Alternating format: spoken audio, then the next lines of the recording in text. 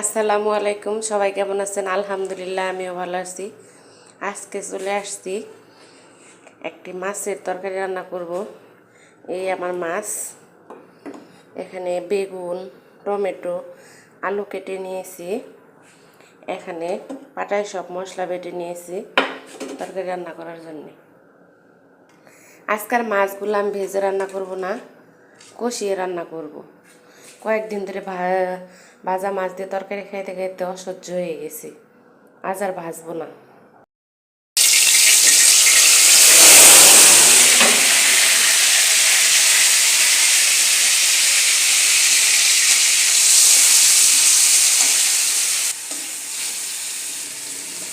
পরিমাণ মতো লবণ দিয়ে নিলাম,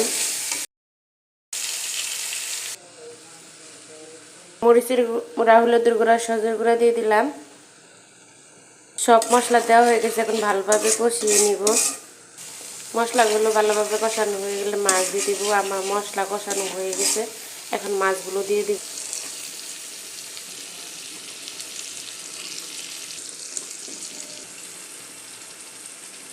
এখন ঢাকনা দিয়ে ঢেকে মাছগুলো ভালোভাবে কষিয়ে নিব। মাছগুলো একটু নেড়েছে উল্টিয়ে দিতেছি। আমার মাছগুলো কষানো হয়ে গেছে, এখন মাছগুলো উঠিয়ে নিব।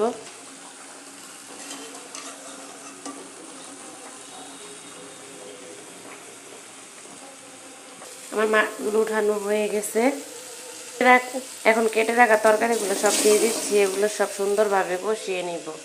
একটু নাড়াচাড়া দিয়ে নিতেছি, নাড়াচাড়া দিয়ে ঢাকনা দিয়ে ঢেকে দিব।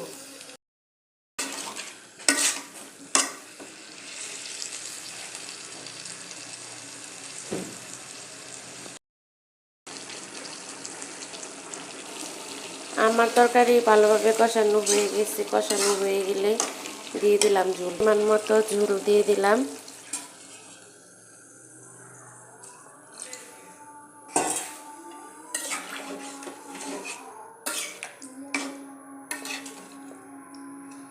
ঝোল দিয়ে এখন ঢেকে দিব।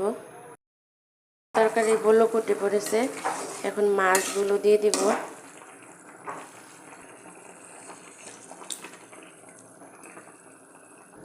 মাছগুলো দিয়ে ঢাকনা দিয়ে ঢেকে দিলাম। মাঝে মধ্যে একটু ঢাকনাটা খুলে নেড়ে চেড়ে দিলাম।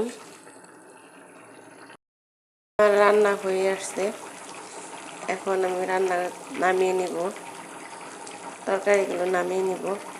আমার ভিডিওটিতে যদি আপনাদের ভালো লেগে থাকে একটা লাইক, কমেন্ট এবং শেয়ার করে দিবেন।